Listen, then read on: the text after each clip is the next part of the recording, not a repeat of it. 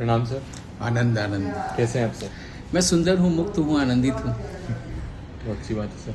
तो सर, जैसा कि हमने पिछले एपिसोड 3 में बात की थी आर्ट ऑफ लिसनिंग की, सुनते कैसे हैं पहले ये समझना, सुनने की कला, और सुनना असली में होता क्या है, इस पर हमने बात की थी। ये पिछले एपिसोड में। हाँ, पिछले एपिसोड। पहले एपिसोड में क्या था? पहले एपिसोड में सर अपनी आर्टिस्टिक एनर्जी और फिजिकल एनर्जी जो बॉडी जनरेट करती है उसमें डिफ्रेंशिएट करना। Very good.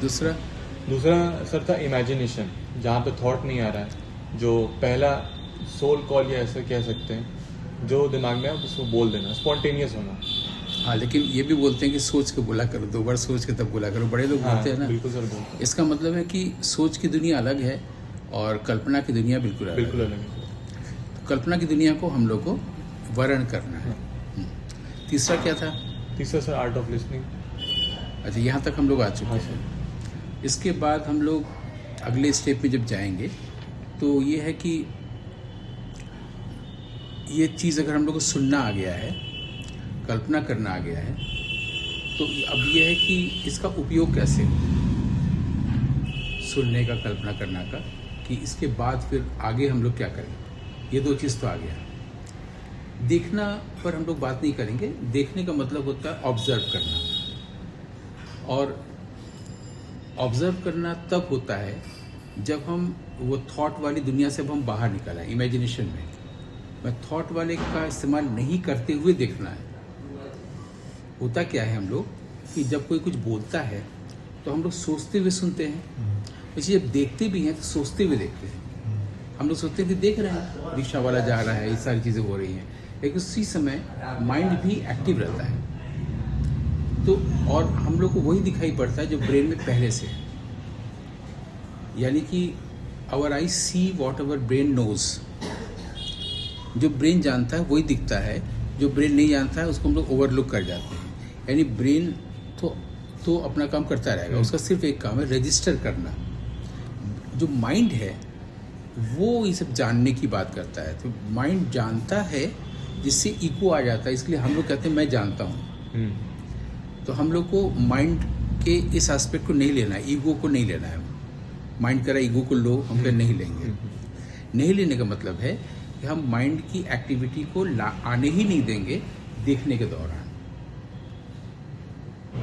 ठीक है। उससे पहले जब हम लोग देखते हैं तो अपने ही जानी हुई चीज़ को प्रोजेक्ट करते हैं किसी व्यक्ति पर या वस्तु पर, इसलिए वो नहीं दिखाई देता है जो वो वास्तव में है। जैसे हमारे पास एक इमेज है, मान लीजिए हम किसी फ्लाइट में जा रहे हैं और एक पर्टिकुलर फ्लाइट है, उसका एक इमेज बन गया कि तो देर से ही जाएगा। हम लोग इस जो अवधारणा बन गई है या उसके बारे में इमेज बन गया, उसको हटा के क्या नहीं देख सकते। जैसे ही आप देखेंगे यहाँ से गुड वाइब्रेशन शुरू हो जाएगा। अभी तक है कि ये फ्लाइट लेट ही जाती है, तो अब भी लेट जाएगी आपके कारण, उसके कारण नहीं। और जब आप इसको हटा के देखेंगे, या किसी ने घर में अच्छा व्यवहार नहीं किया है, थोड़ा एरोगेंटली कुछ बोला है, तो उसका इमेज बन जाता है बुरा बुरा सा। क्या इस इमेज को हटा के, इस भाव को हटा के हम उसको देख सकते हैं? कोशिश कर सकते हैं, क्योंकि जैसे ही इस भाव को हटा के देखेंगे, फ्रेश देखेंगे ना, फ्रेश लुक होगा। इसको देखना करना। इसके बाद जब आप राम का चरित्र निभाने जा रहे हैं या कृष्ण का, आपके पास ऑलरेडी इमेज है, तो नया कैसे करेंगे? क्योंकि आप जब एक्टिंग करने जा रहे हैं तो ये है क्रिएटिव काम। तभी तो वो हम लोग पहले एनर्जी से, क्रिएटिव एनर्जी में आए थे। और क्रिएटिविटी का मतलब होता है न्यू एंड ओरिजिनल। तो जब राम का रोल करने जा रहे हैं, वैसा ही वेशभूषा करेंगे और वैसे ही बोलेंगे जैसा कि सीरियल में देखे थे, रामायण में या कहीं भी। उसी को थोड़ा सा मॉडिफाई करेंगे आप कुछ और नहीं कर पाएंगे, है ना। आप जीन्स टी शर्ट में राम को दिखाई नहीं पाएंगे। यानी राम आपके पास एक इमेज है, न कि वो जो वैल्यूज़ है जिसको उन्होंने गुरु वशिष्ठ से सीखा था या गुरु विश्वामित्र से सीखा था। उससे भीतर राम का होना, रामत्व आया था। क्षमा करना, बड़ी दृष्टि लेके चलना, पहले से जानना, खुश होना। दशरथ के उनके जो पिताजी ने कहा था 14 साल का वनवास पत्नी कहने पर, उस पर खुश होना, क्योंकि ये तो किसी ने सोचा ही नहीं है। भाई राम को कुछ लोगों ने कहा भी था कि तुम नहीं भी जा सकते, तुम्हारा राज्याभिषेक, तुम तो राजा हो गए हो, नहीं जाएंगे, कोई क्या कर लेगा। लेकिन वो जाने के लिए तैयार थे। क्यों? क्योंकि वो एक साधारण व्यक्ति नहीं थे। उनको पता था कि ऐसा ऐसा ऐसा होगा। इसी तरह से रावण यानी कि बुराई का अंत होना है, और जब जब अधर्म बढ़ा है, धर्म की रक्षा करने के लिए कोई आता है ना, होता है। ये जब क्लियर रहेगा आपके पास, तो आप एक नए ढंग से सोचेंगे राम का। जैसे मैंने भी एक प्ले किया है वर्कशॉप आधारित राम को लेकर, तो हमने बच्चों को वो किया था कि एक सिचुएशन लेते हैं कि कल राम को निकलना है लक्ष्मण और सीता के साथ जंगल, ठीक, और अब सब क्लियर हो गया कि निकलना ही है ना। तो राजा कैकेयी मंथरा सब हो चुका है। अब आज की रात बस गुजरेगी और सवेरे निकला, और राजा हो चुका, राज्याभिषेक।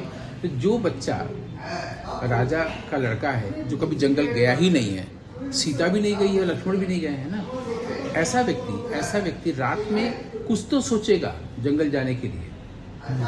तो वो क्या क्या लेके जाएगा जंगल, क्योंकि जिस तरह से उसका कंडीशनिंग हुआ है, उसके अनुसार ही सोचेगा कि ये चीज़ की दिक्कत आ सकती है, तो बोरोलिन भी रख लो, और लिप गार्ड भी रख लो, मूव स्प्रे भी रख लो, कुछ सूमो और नाइस भी टैबलेट रख लो, कुछ ये कुछ ऐसे कपड़े, कुछ ऐसा कुछ तो सोचेगा ना।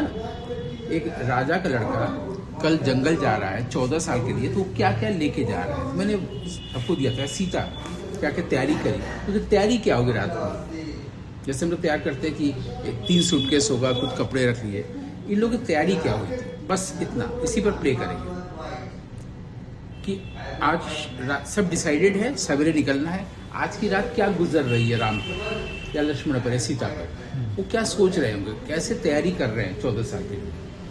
तो कई दिनों के बाद कुछ देर तक दिया, फिर हमने, तब तक लड़की बोली सर वो कितनी साड़ी रखेगी सीता मतलब 14 साल के लिए कितना लेके जाएगी। ऐसे कई लड़के लड़कियों ने बोला, तो वो लोग बेचारे अब कम उम्र के थे, 18 साल 19 साल के 21 साल के, तो मास्टर्स के विद्यार्थी थे। तो फिर हमने बताया कि देखो वो वनवासी होके जा रहे हैं या वनवासी होने जा रहे हैं, तो वनवासी अपने पास कुछ भी क्यों रखेगा। और राम के पास लेकिन है क्या, राम राजा होने से पहले, राज्याभिषेक होने से पहले तक, किशोरावस्था से अब तक, वो उसको वशिष्ठ के पास भेजा गया था ज्ञान प्राप्त करने, और विश्वामित्र के पास भेजा गया था शस्त्र शिक्षा के लिए। तो जंगल में तमाम तरह के हिंस्र पशु हो सकते हैं, तो वो काम आएगी शस्त्र विद्या, और ज्ञान काम आएगा। तो उनके पास ये 2 चीज़ है, यही 2 चीज़ लेके सिर्फ जाएंगे, 2 प्रकार का ज्ञान, बस राम के पास यही है। अब उनकी सोच बदली वर्कशॉप में, है ना। उसी तरह से जब आप राम के बारे में इमेज है, इसको भी सुनने के बाद, तो फिर इससे भी अलग आपको करना है ना, क्योंकि ये तो मैं कर चुका हूँ। और उसमें उस प्ले का वही था, ये जो सत्ता है ये अवान्तर है। अवान्तर मतलब कि एब्सर्ड है। जो चेयर है, कुर्सी, इसकी जो लड़ाई है, हर आदमी कुर्सी पे पहुंचना चाहता है, सत्ता वो एक अवान्तर चीज़ है, मतलब एक मीनिंगलेस चीज़ है, कोई मेरे लिए बहुत महत्व नहीं है। राम उसको छोड़ के जा रहे हैं और लोग पाना चाहते हैं सत्ता, तो अभी से जुड़ भी जा रहा है ना अभी की चीज़ से, और राम लिया है, आप मतलब और भी चीज़ें समझ सकते हैं। तो पॉलिटिकल पार्टी या पार्टी और आज की जो प्रासंगिकता उससे अलग भी है, लेकिन अब आप ये नहीं कर सकते, ऐसे नहीं सोचते, आपको कुछ और ढंग से सोचना है अगला राम के लिए। तो पिछले राम को छोड़ना, इस इमेज को छोड़ना, तो न्यू एंड ओरिजिनलिटी आएगी। न्यू एंड ओरिजिनल होने के लिए आपके पास देखने की शक्ति होनी चाहिए। नहीं तो आप तो वही देख रहे हैं जो अब तक दिखाया जा चुका है ना, रामायण पढ़ के, गीता प्रेस वाली, या सीरियल देख के, या आप जो कल्पना कर सकते हैं इमेजिनेशन, उसको करके, इसको देखना कहते हैं हम लोग। आर्ट ऑफ लिसनिंग की बात किए, अब आएगा आर्ट ऑफ ऑब्जर्वेशन। देखना का मतलब ये है आप कैसे देखते हैं, यानी एक्टर कैसे देखते हैं, न कि डायरेक्टर कैसे दिखाता है। डायरेक्टर क्या करेगा, एक्टर को हटा देगा, अगर डायरेक्टर होगा तो वो धनुष और तीर, कर्कश में तीर, उसको दिखा देगा। राम की जो चीज़ें, जैसे गांधी का चश्मा बना देने से स्क्रीन पर, टीवी पे लोग कहते गांधी हैं, दाढ़ी बनाने से लोग रविन्द्रनाथ ठाकुर समझ जाते हैं, वैसे राम की जो कुछ पॉइंट्स हैं वो दिखा देने से एक्टर को भी तो हटा सकते हैं। राम दिखा दिया। तो डायरेक्टर के अनुसार नहीं देखना है, एक्टर को देखने आना चाहिए ताकि डायरेक्टर की जरूरत ही ना पड़े। तो एक्टर कैसे देखे ये सिखाने का काम करता है नाट्यशास्त्र। और वो कैसे करता है? वो कहता है कि भाव पर कोई काम मत करो। आपको राम का जो भाव लाना है आप कैसे लाएंगे? राम का भाव का मतलब आपको राम होना पड़ेगा ना। फिर ड्रामा कब करेंगे या एक्टिंग कब करेंगे? फिर तो आपको कई जीवन बीत जाएगा ना राम वाला भाव लाने के लिए, रामत्व की प्राप्ति के लिए नहीं। तो राम सीता लक्ष्मण का अभिनय करना है। अब यहाँ से अभिनय शुरू होता है इस एपिसोड से। तो वो भाव कैसे आए, इसके लिए नाट्यशास्त्र में भाव के बारे में कुछ नहीं बताया गया है। नाट्यशास्त्र में एक और गलतफहमी लोगों को होती है, उसमें एक शब्द आया अनुकार, यानी कि अनुकरण। तो लोग सोचते हैं कि अनुकरण कहा तो है भरत मुनि ने, तो कॉपी करेंगे, इमिटेट करेंगे, जैसा दिख रहा है वैसा है। लेकिन उन्होंने ये कहा है कि अनुकरण भी कुछ होता है, ये नहीं कहा है कि आप करिए। ठीक से पढ़ने की जरूरत है। शराब होता है मतलब ये नहीं कि शराब पीजिए कह रहे हैं वो। जुआ होता है, भाई जुआ होता है तभी तो युधिष्ठिर जुए में बैठे थे, लेकिन वो ये नहीं कह रहे कि आप जुआ खेलिए। तो उसमें अनुकरण आया है और कहा है अनुकरण क्या होता है, तो किसका होता है? तो बता रहे हैं लोक वृत्त का अनुकरण होता है, माने जो लोगों में चीजें घटती हैं उसका अनुकरण होता है। ये नहीं कह रहे कि आप करिए। आपको एक्टिंग करने के लिए लोक वृत्ति यानी शराबी कैसे चलता है, बस स्टैंड पर कैसे यात्री उतरते हैं, रेलवे का कुली कैसे अप्रोच करता है ना, इसके लिए दो प्रकार के लोगों की ट्रेनिंग होती है। एक तो जो फाइन आर्ट्स के जो ड्राइंग पेंटिंग के विद्यार्थी होते हैं उनको टीचर्स लोग भेजते हैं कि कैरेक्टर की ड्राइंग करना सीखो। पहले घाटों पे चले जाओ, वहाँ एक साधु बैठा है, एक लड़का एक लड़की, वो लोग उसको देख देख के करते हो, वो देखना। ठीक सेम चीज ड्रामा और सिनेमा के विद्यार्थियों को भी भेजा जाता है। कैरेक्टर की शराबी कैसे चलता है, पागल सड़क पर कैसे, तो वही लोग वो लोग रंगमंच पर भी दिखाते हैं। ये नहीं करना है। दो देखने में फर्क है। एक ड्राइंग का जो विद्यार्थी है वो देख रहा है, उसको ड्रॉ कर रहा है, लगेगा हाँ 80 घाट पे ऐसे साधु बैठा रहता है। लेकिन जो एक्टर है वो एक साधु को देखता है, वो जो करता है उसको सेम वही पोशाक पहन के जब कैमरे के सामने आता है, मंच पे उसको करने लगता है। ये एक्टिंग नहीं है, ये मिमिक्री है। ये देखना नहीं है। देखना क्या है, आपको जानना है कि जो साधु है उसमें साधुता कितनी है और कितने प्रकार के साधु हो सकते हैं। यहाँ से काम शुरू हो जाएगा, है ना। अगर आप उस साधु के पास गए और आपके जूते से उसके पाँव में कुचल गया, उसने गाली दिया, तो उसमें साधुता कहाँ है? तो आपका जूता गया तो उसके मुंह से अपशब्द निकला। इसको भरत मुनि कह रहे हैं कि आपका जूते का उसके पाँव पर पड़ना विभाव है और उसके मुंह से अपशब्द का निकलना भाव है। अगर वो नहीं होगा तो वो नहीं होगा। This being that arises, this होना जरूरी है एक्टर के पास, दैट नहीं। दैट पर कोई काम ना करे भाव पर, कि एक साधु कैसे अपशब्द बोलता है, उसने ऐसा किया तो मैं भी वैसे ही करूँगा। ये ऑब्जर्वेशन है ही नहीं, ये देखना है ही नहीं एक्टर के लिए। एक्टर का देखना ये है कि इसका विभाव कहाँ है। अगर आपको एक पोर्शन दिया गया है, स्क्रिप्ट दिया गया है कि आपको ये आपके लाइन्स यही हैं, आपको बोलने हैं, ठीक है। उसमें फिल्म में एक्टर को सिर्फ पैसा दिया जाता है, फिल्म पूरी तरह से डायरेक्टर की मीडियम है। लेकिन आपको आना चाहिए कि लाइन्स दिया गया तो वो आपको सिखाने नहीं आएगा यहाँ पर डायरेक्टर, वो तो आप सीखे हुए हैं, तभी तो आपके ऊपर पैसा दिया जा रहा है ना। तो सीखे हुए क्या है? यही कि बाहर जैसा लो आदमी जो कहता है उसको कॉपी करना। नाट्यशास्त्र के अनुसार ऐसा नहीं है। वहाँ पर एक विभाव पर काम करना है एक्टर को, चाहे आप सिनेमा के लिए कर रहे हो या रंगमंच पर कर रहे हो। तब भले ही सिनेमा नहीं था, लेकिन लोग जो कहते हैं ना कि इसमें सारी कलाओं का कि अपने आप आ रहा है। एक्टर होगा तो किसी भी कला में जाए। एक्टर चाहे तो कुतुब मीनार पर चढ़ के स्पीच दे, वो भी बहुत अच्छा परफॉर्मेंस हो जाएगा, ठीक है। तो लिखा तो नहीं है उसको, कुतुब मीनार तब बना ही नहीं था, सिनेमा तब बना ही नहीं था। लेकिन सोचना चाहिए कि भरत मुनि ने इस तरह से आर्ट को डिफाइन कर दिया कि सार्वकालिक हो गया। अब है कि विभाव पर खाली काम करना होता है, भाव पर काम ही नहीं करना है। भाव लाने की कोशिश करेंगे तो आप लगातार आर्टिफिशियल होते चले जाएंगे। गुस्से का कॉपी करना, लोग ऐसे ऐसे गुस्सा करते हैं, फादर को देखा उनको देखा, ये तो करना ही नहीं है, जो कि पिछले 100 सालों से लोग कर रहे हैं। कि मैं अपने चाचा जी को देखा है गुस्सा करते, उसको देखा है, क्योंकि पब्लिक ने तो नहीं देखा है, हम वैसा वाला गुस्सा कर रहे हैं। जैसे किसी फिल्म के लिए भी गोविंदा ने बताया था, उनके घर में चाचा जी आते थे जो हर बात पर चिड़े रहते थे, अच्छी बात करेंगे तो उसमें भी नेगेटिव ही सोचते थे। तो उन्होंने उस कैरेक्टर को लाया है उसमें हसीना मान जाएगी में, जिसमें कि वो एक वही व्यक्ति चाचा भी बन जाता है। तो वो ऐसे ही बोलते, तो वो बोला कि मैंने वहाँ से लिया है, ये वहाँ से नहीं लेना है। एक्टिंग में आपको कहीं से नहीं लेना है, आपको कैरेक्टर का अनुकीर्तन नहीं करना है, अनुकरण नहीं करना है, आपको विभाव पर काम करना है। विभाव माने किस कारण से वो ऐसे बोल रहा है, ऐसे चिढ़ा हुआ आदमी है, कोई तो कारण होगा। अब यहाँ से सीरियसनेस आती है, जो कि आपको हिंदी फिल्मों या किसी भी भाषा की बनी फिल्मों के ऐसी फिल्मों में नहीं मिलती है। एंटरटेनमेंट का वो एक लेवल है, अब आप उससे ऊपर उठ रहे हैं, इस लेवल पर भी एंटरटेनमेंट होगा। आपने अपने परिवार में चाचा को देखा, वो ऐसा बोलता है, वो कैरेक्टर लेके आप आ गए, आपको पैसा मिला, आपने एंटरटेन कर लिया, हो गया। लेकिन एंटरटेनमेंट का ये एक लेवल है, हम लोग जिस एंटरटेनमेंट के लेवल तक जाने जा रहे हैं वो यहाँ तक अभी जाएगा, वो अल्टीमेट तक जाएगा, उससे बेहतर हो ही नहीं सकता है। तो थोड़ा सा सीरियस होना पड़ेगा।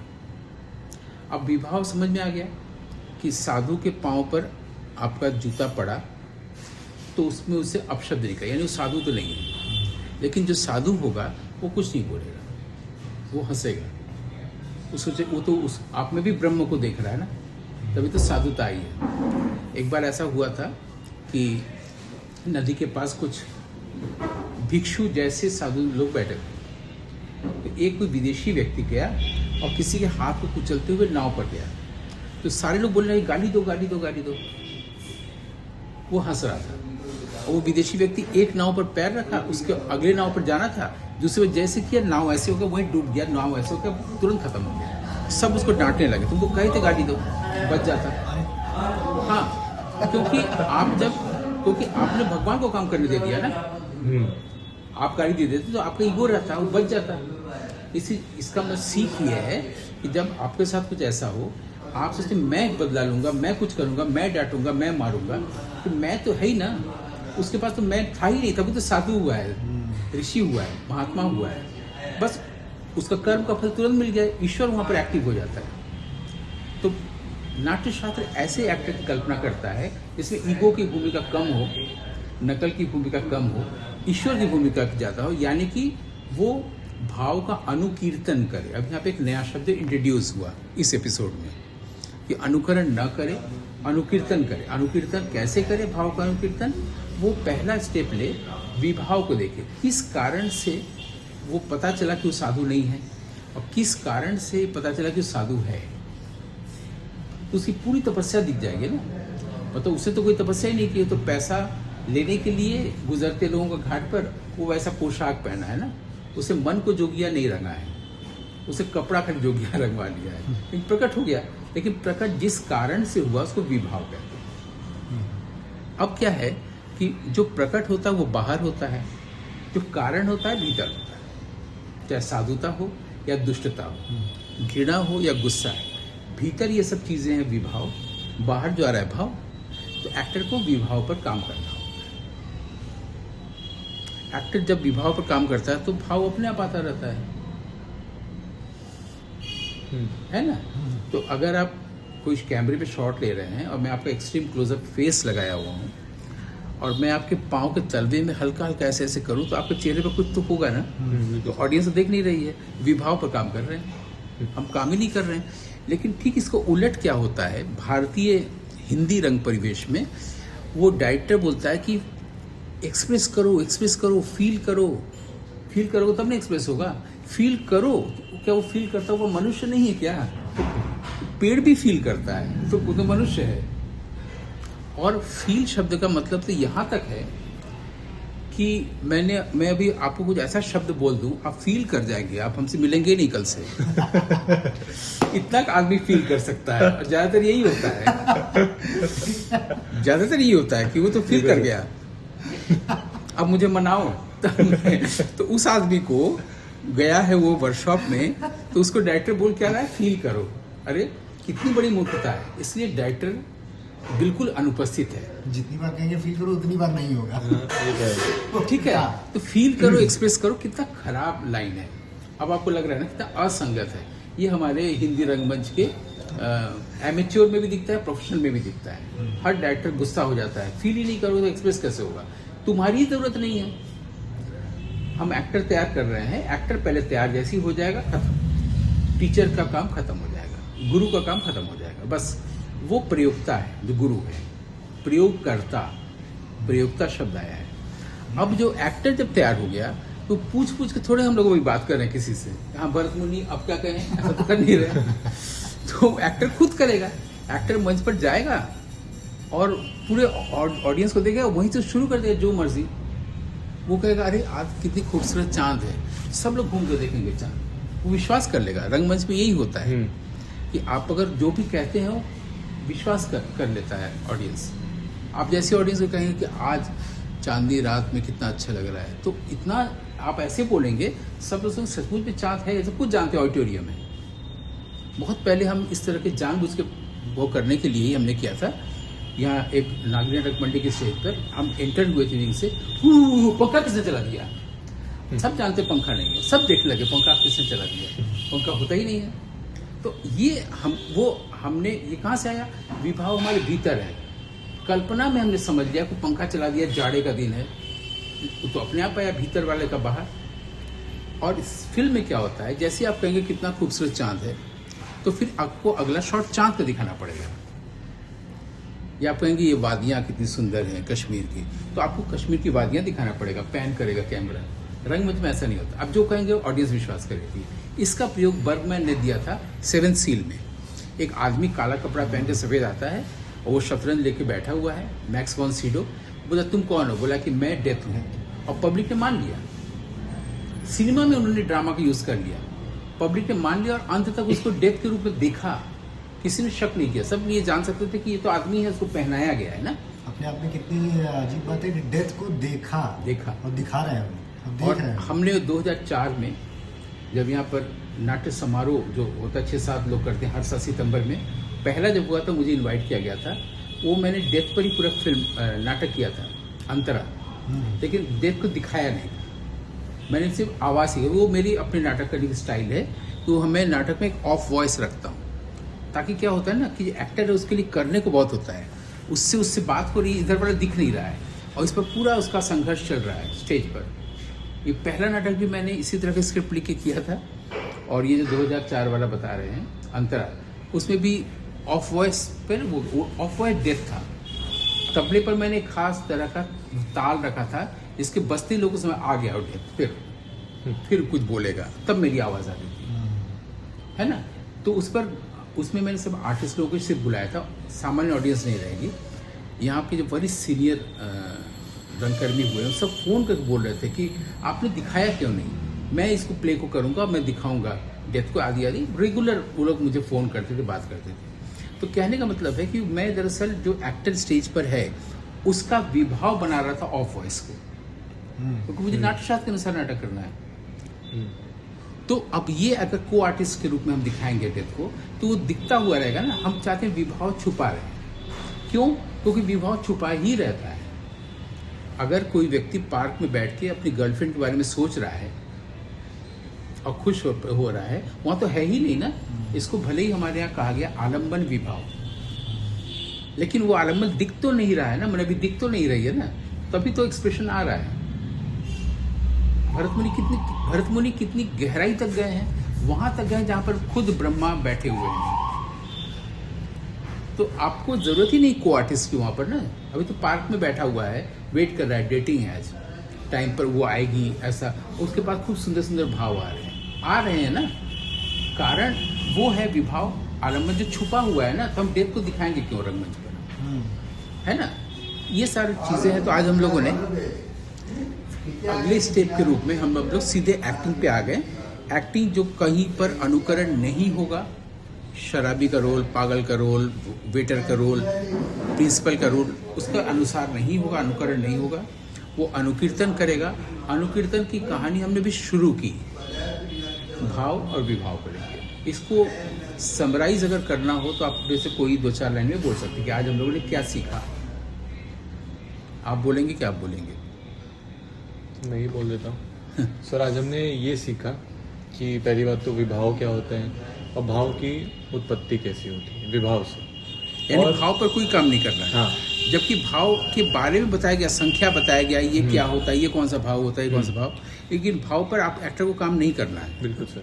हाँ, और सर एक हमने ये भी जान लिया, मतलब ना जानते हुए भी, उसके बारे में बात ना करते हुए, कि जो हमारा दिमाग है वो बस मेमोरी और इंफॉर्मेशन का एक कलेक्शन है और रजिस्टर करता और है, रजिस्टर करता कांस्टेंट है, रजिस्टर बस। कर रहा है। जिसके हिसाब से हम रिस्पॉन्ड करते हैं, रिएक्ट करते हैं या एक्ट करते हैं। जहाँ से एक्टिंग वो जो अनुकरण वाली बात है वो शुरू हो जाती है। इमेजिनेशन खत्म, अपना सब कुछ खत्म। तो ये सब आपने जाना और सीखा।